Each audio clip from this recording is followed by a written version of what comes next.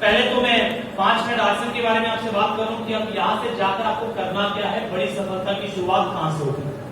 सबसे पहली चीज ज्वाइन कीजिए। जितने लोग आज पहली बार आए, कितने लोग पहली बार आए, जिन्होंने ज्वाइन नहीं किया, मैं एक बार स्वागत करना चाहता हूं आप सभी का इस परिवार में। जितने लोग आज पहली बार आए हैं और ये तय करके जा रहे हैं, डिसीजन लेके जा रहे हैं कि सर आज के बाद आसन को ज्वाइन करेंगे और हर मीटिंग में आएंगे ताकि जीवन में आगे बढ़ सके, मैं एक बार चाहूंगा इन साथियों का जबरदस्त तालियों के साथ स्वागत करें। लीडर वाली तालियां साहब, लीडर वाले आपसे वाली तालियां, जिसके लिए आप सबको पूरे हिंदुस्तान में जाना जाता है। एक बार आपसे वाली तालियां। तो पहला काम ज्वाइन कीजिए। और ये तो नए साथी, कई पुराने साथी जो आरसी में ज्वाइन कर चुके हैं उनको भी मैं कहता हूं ज्वाइन कीजिए। ज्वाइनिंग का मतलब केवल नाम लिखवा देना नहीं है, फॉर्म भर देना नहीं है, डॉक्यूमेंट सबमिट करना नहीं है। ज्वाइनिंग का मतलब है डिसीजन। ज्वाइनिंग का मतलब है डिसीजन। जिस दिन आप ये तय कर लेते हो कि साहब अब कुछ भी हो जाए लेकिन मेरे बढ़ते कदम को कोई मुश्किल, कोई नेगेटिविटी रोक नहीं पाएगी, मैं अपने परिवार को खुशहाल परिवार बना के ही दम लूंगा, उस दिन आपकी कामयाबी का सफर शुरू होता है। तो पहला ज्वाइनिंग। दूसरी चीज, अपने लिए आसन का प्रोडक्ट 100% यूज करना शुरू कीजिए। बाजार के प्रोडक्ट से कामयाबी नहीं आएगी, बाजार के प्रोडक्ट से सपने पूरे नहीं होंगे। आर्सन का प्रोडक्ट यूज करना शुरू कीजिए, पहला। दूसरा काम। तीसरा काम, घर में एक डिस्प्ले कॉर्नर बनाइए। डिस्प्ले कॉर्नर का मतलब है थोड़ा प्रोडक्ट सजा के रखिए ताकि आने जाने वाले लोगों को बात शुरू करने का आपके पास एक मौका मिले, बहाना मिले। चौथा काम, डायमंड क्लब कम से कम करना शुरू कीजिए। आप डायमंड सुपर करने, सुपर डायमंड, स्टार डायमंड आपकी मर्जी है। डायमंड क्लब कम से कम करना शुरू कीजिए। जो डायमंड क्लब करना शुरू करना है, हम प्रोडक्ट बेचने के लिए नहीं आए, मेरी बात समझिए। हम आरसीएम बिजनेस में प्रोडक्ट बेचने के लिए नहीं आए। जो केवल प्रोडक्ट बेचेगा आरसीएम बिजनेस में आने के बावजूद भी, वो आरसीएम बिजनेस की बड़ी उपलब्धि नहीं ले पाएगा, वो आरसीएम बिजनेस की रॉयल्टी नहीं ले पाएगा, वो आरसीएम बिजनेस की पीढ़ी दर पीढ़ी चलने वाली इनकम नहीं ले पाएगा, वो आरसीएम बिजनेस में राजाओं वाली जिंदगी नहीं जी पाएगा। हम प्रोडक्ट बेचने के लिए नहीं आए हैं, लेकिन हम प्रोडक्ट बेचते हैं। कितना? कम से कम डायमंड क्लब। क्यों बेचते हैं? ताकि लोगों को प्रोडक्ट यूज करके खुद के विवेक से ये निर्णय करने का मौका मिले कि साहब प्रोडक्ट अच्छे हैं, कि प्रोडक्ट अच्छे हैं। इसलिए प्रोडक्ट बेचने का उद्देश्य क्लियर है साहब।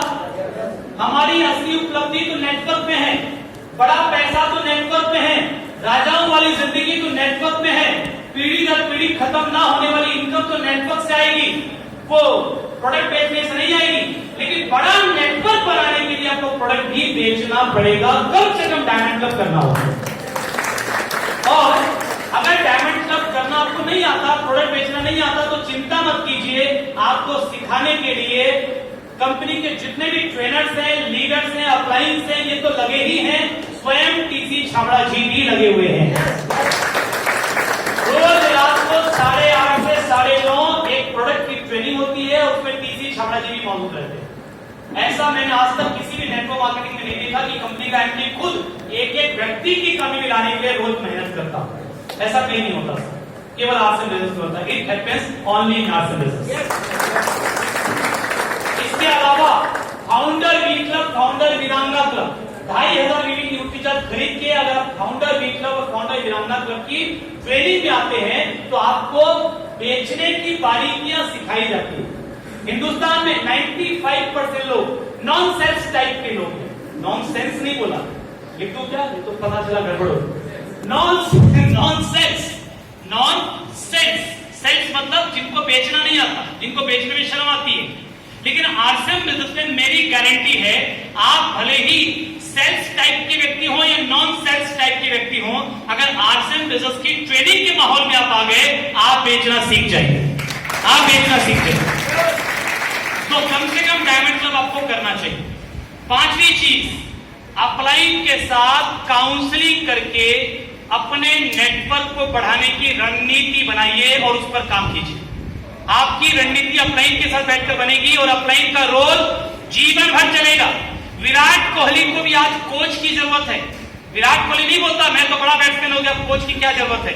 कोच हो सकता है कि साहब महीने का 2 लाख कमाता होगा, विराट कोहली महीने का 2 करोड़ कमाता होगा या 20 करोड़ कमाता होगा, लेकिन 20 करोड़ कमाने वाला आदमी 2 लाख कमाने वाले व्यक्ति की डांट सुनता है। हेलो हेलो, क्योंकि विराट कोहली को मालूम है मैं विराट कोहली तभी तक हूं जब तक मेरे पास कोई कोच है, मुझे डांटने वाला और मेरी गलती दिखाने वाला कोई अपलाइन मेरे साथ है, तभी तक मैं आगे बढ़ सकूंगा।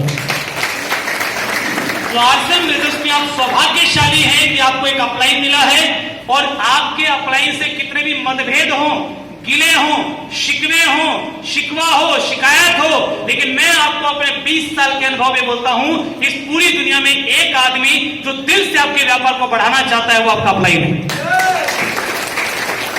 क्योंकि आपके व्यापार के बढ़ने में उसका भी फायदा है। और अगर ये बात आपको समझ में आ गई तो इस मीटिंग के बाहर निकलने के बाद सबसे पहले अपलाइन को थैंक यू और आई लव यू बोलिएगा। मैं अपने अपलाइन को रोज थैंक यू बोलता हूं और महीने में कम से कम 4 बार आई लव यू बोलता हूं। रोज बोलूंगा तो परेशान हो जाएंगे, बहुत सारे अपलाइन डाउनलाइन होंगे, तो महीने में कम से कम 4 बार बोलता हूं, रोज थैंक यू बोलता हूं, क्योंकि मुझे ऐसा लगता है कि साहब मेरे अपलाइन अगर खुश हैं, अरे वो कुछ ना करे मेरे लिए लेकिन खुश हैं और उनके दिल से मेरे दुआएं निकलती रहेगी, तो सचिन अग्रवाल आगे बढ़ता रहेगा। किसी की बददुआ लेकर आगे कभी नहीं बढ़ पाएंगे, याद रखो। सो अपलाइन के साथ काउंसलिंग करके अपने नेटवर्क को बढ़ाने की प्लानिंग कीजिए। और 6वीं चीज, मीटिंग सेमिनार में आते रहिए और अपने परिवार के साथ आते रहिए, क्योंकि अगर आपके परिवार को भी आप यहां लाएंगे। आज का माहौल कैसा लगा?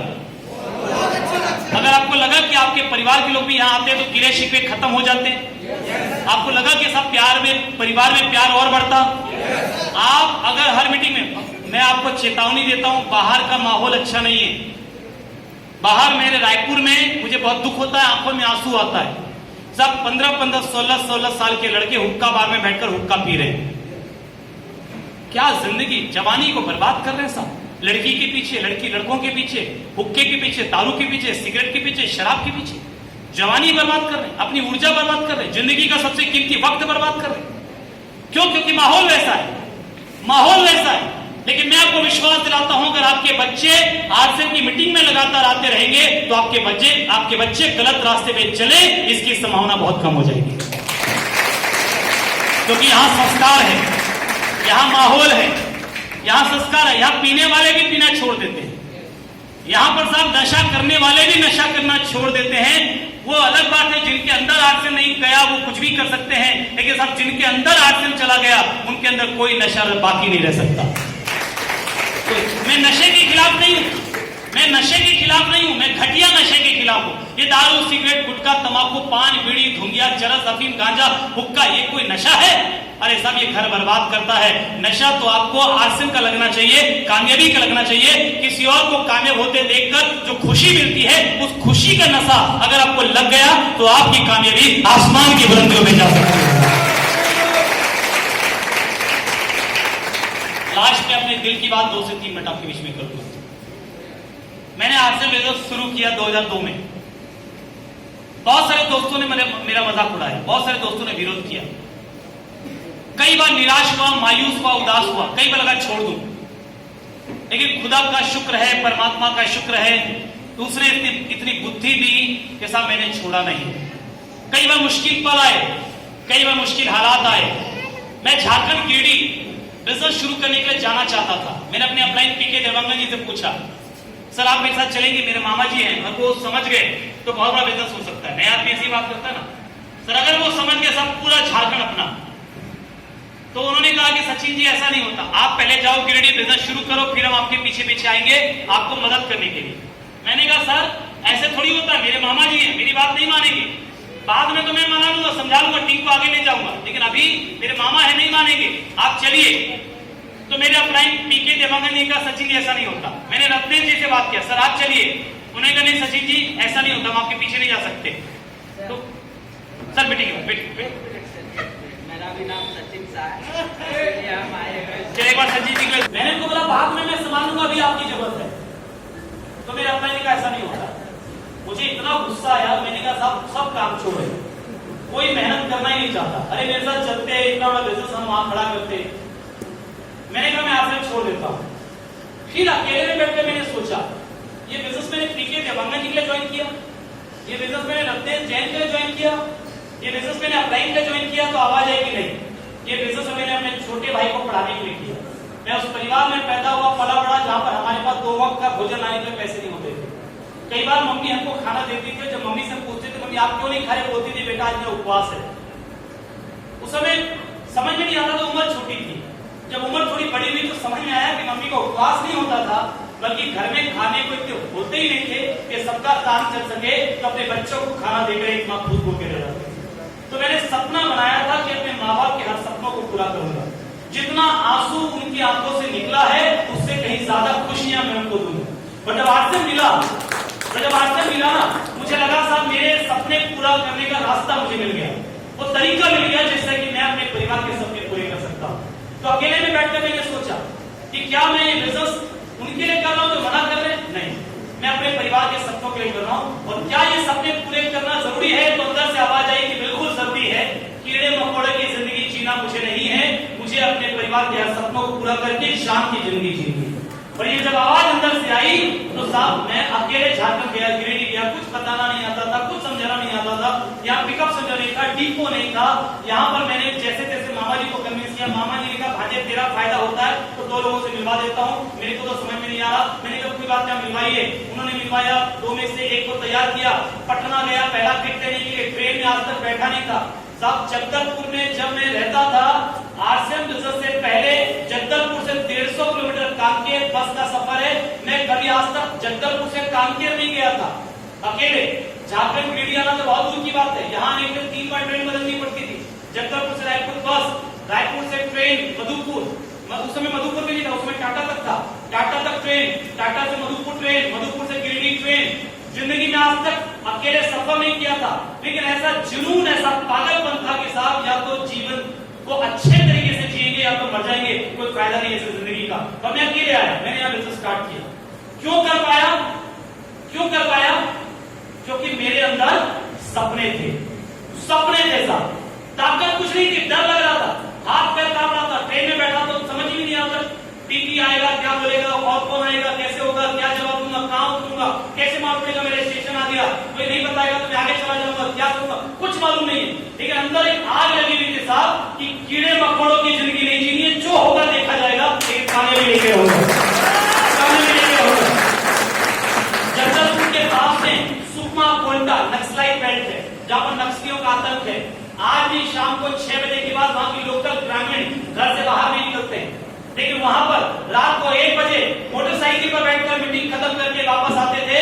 डर ही नहीं लगता था, ये लगता था कि सब ज्यादा से ज्यादा क्या होगा, किसी गोली पर सचिन अग्रवाल का नाम लिखा होगा तो या तो मर जाएंगे और या तो कामयाब हो जाएंगे। मैंने अपना 5 लाख का बीमा करा रखा था। उस समय एक बीमा किरण पॉलिसी होती थी, इसकी 5 लाख की प्रीमियम 250 रुपए की होती थी। मेरी सोच आपको बता रहा हूँ, आखिरी में आपको अपनी सोच बता रहा हूँ, मेरी सोच क्या थी हासिल करने के लिए, और क्यों मैं कामयाब हुआ, और कब आप कामयाब हो पाएंगे, क्या सोच चाहिए आपके अंदर, वो लास्ट में वो सोच बता रहा हूँ सर आपको। तो साहब 5 लाख का बीमा करा रखा था मैंने। बीमा किरण पॉलिसी थी, 250 रुपए तिमाही प्रीमियम था, 5 लाख का केवल रिस्क कवरेज था। तो वो पॉलिसी करा रखी थी। दुर्घटना बीमा में 10 लाख मिलता था, नॉर्मल डेथ पे 5 लाख मिलती थी। कोई गोली का शिकार हो गया तो 10 लाख मिलेगा मेरे घर वालों को। जीते जी मैं उनकी जरूरतें पूरी नहीं कर पा रहा हूँ, अरे मारा जाऊंगा तो कम से कम 10 लाख तो मिलेगा, और अगर जिंदा रहूंगा तो टेक्निकल अचीवर बनूंगा, जिंदगी भर में उनके सपनों को पूरा करूंगा। ये सोच थी साहब, ये सोच थी। ये सर पे कफन बांधकर आरसीएम बिजनेस करने के लिए निकले कि साहब या तो जीतेंगे या तो मारे जाएंगे, क्योंकि हार करके जिंदा रहने का कोई फायदा नहीं। ये जज्बा, ये जुनून जिस व्यक्ति के अंदर होगा उस व्यक्ति की कामयाबी आसमान की बुलंदियों को छूएगी। यह पूरा हिंदुस्तान देखेगा, ये पूरा हिंदुस्तान। आप चाहते हैं कामयाब होना? चाहते हैं कामयाब होना? सब अपने सपनों को मजबूत कीजिए। अगर सचिन अग्रवाल एक गरीब परिवार में पैदा हुआ लड़का, एक कम पढ़ा लिखा लड़का, अगर आज यहाँ इस मंच पर इस कामयाबी के साथ खड़ा हो सकता है, तो मैं सिर्फ यही बताने आपको आया हूँ कि यहाँ बेटा हर व्यक्ति कामयाब हो सकता है, हर व्यक्ति आगे बढ़ सकता है। क्या आप तैयार हैं? बहुत बहुत शुक्रिया, धन्यवाद। आगे अनिंद्यो जी को, मित्रे जी को।